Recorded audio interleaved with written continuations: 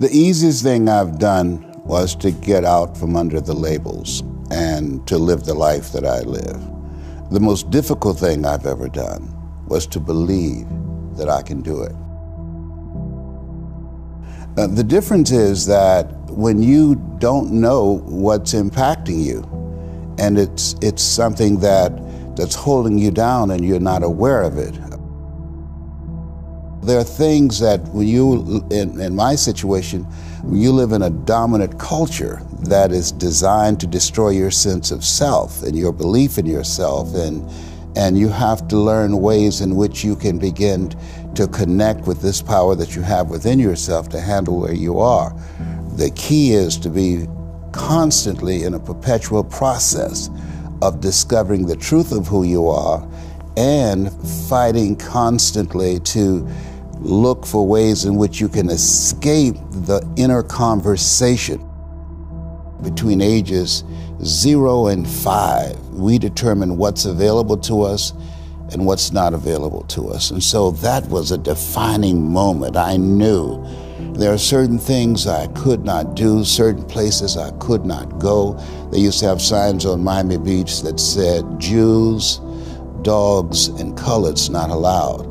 And so now you have to operate within the constraints of the dominant society and the things that they've created for you. And it's a challenge to see yourself beyond that and to work to get outside of that even after those laws have changed, because that has become so much a part of you, you unconsciously operate within the parameters of what has been put in place. Like you're driving on the expressway, the 405, and you'll get off on an exit that you weren't going in that direction, but you unconsciously did it because you've done it so many times that many people, because they're not making a conscious, deliberate, determined effort to think outside of what life has thrown at them, they end up doing the same thing over and over and over again. Einstein said that thinking that has brought me this far has created some problems that this thinking can't solve. And so through relationships, through reading, through studies, through goals and dreams beyond your comfort zone, it allows you to begin to live out of your imagination as opposed to out of your history. Disney said, the imagination is a preview of what's to come.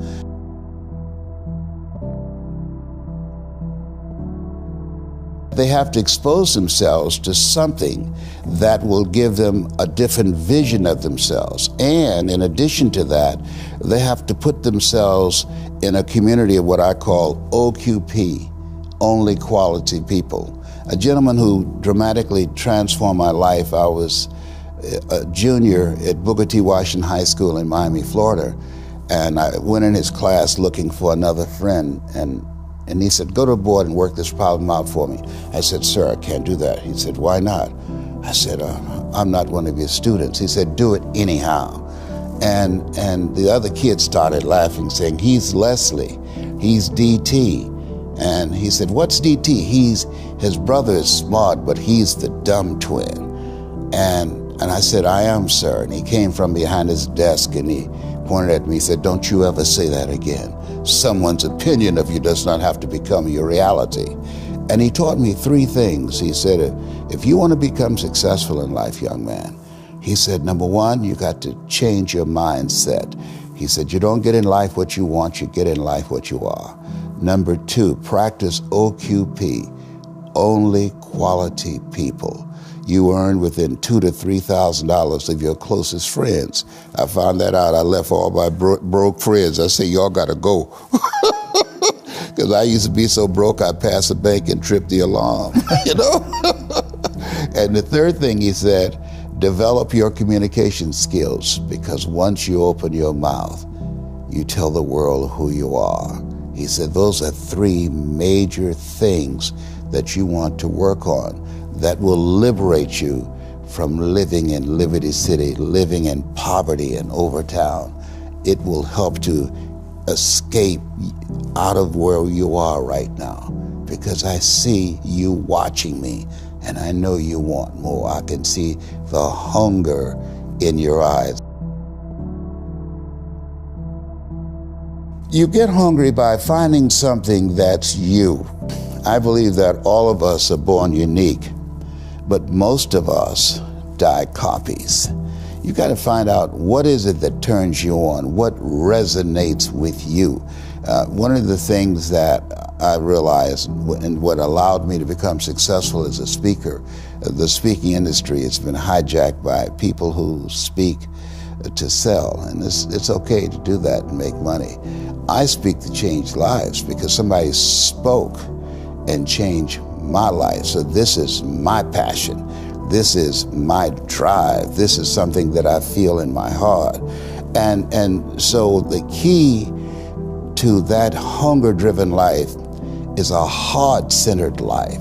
I didn't do what I'm doing for years because of my programming, because of the culture in which I was raised in. I would see other people with degrees and PhDs and MBAs and credentials I don't have, and I convinced myself I couldn't do it.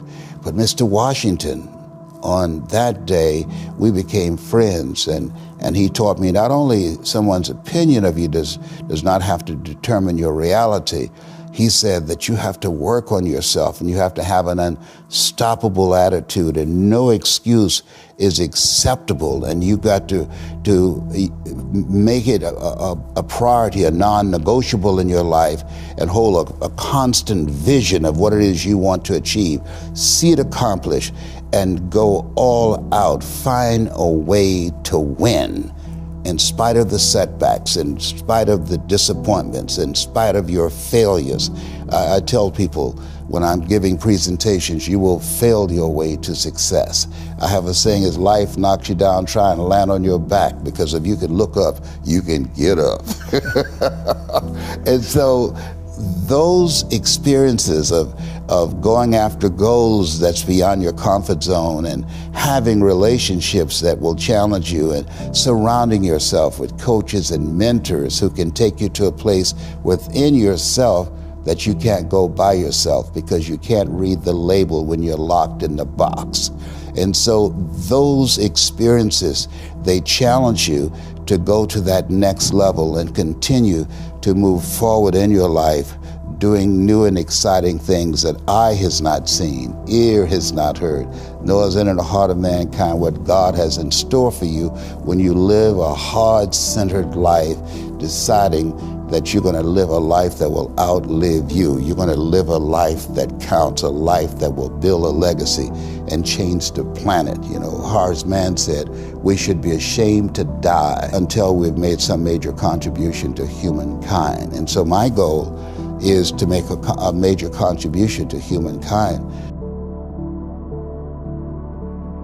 Every day when I get up, my mindset is, what is it that I can do to touch and impact somebody's life today? What is it? What does that look like?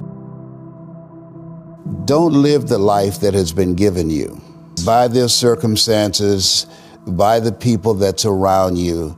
That Sidney Poitier wrote a book called The Measure of a Man. And he said, when you go for a walk with someone, something happens without being spoken. He said, either you adjust to their pace or they adjust to your pace. Whose pace have you adjusted to? And so there are things that we pick up and we think that they're our choices, but they're the choices that we've been programmed by life to do. When we leave our homes in the morning, we're bombarded with over 6,000 advertising hits through Facebook, through Twitter, through Instagram, through television, through our phones and through our communities, and through the computers. And so all of these things are impacting us every day. So if you don't have a program for your mind, then your mind is going to be programmed, and you'll find yourself doing things that you did not know, and that they affected you, that they, through marketing techniques and strategies, that they will create a thirst within you. I came up in an era that said if you built the best mousetrap, the world will be the path to your door. But if you know marketing, people will sleep outside your store to buy a telephone they've never touched or seen.